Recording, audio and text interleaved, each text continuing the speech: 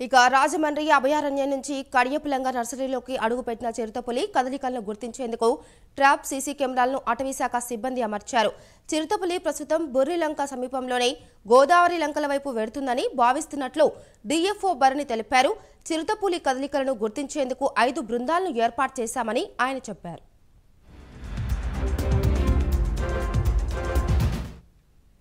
ఇక్కడ కడియపులంకలో ఈ చిరుతపులి తిరుగుతుందని చెప్పేసి ఆందోళన చాలామంది ప్రజలందరూ కూడా చాలామంది భయాందోళన బాగా ఆందోళన చెందుతున్నారండి.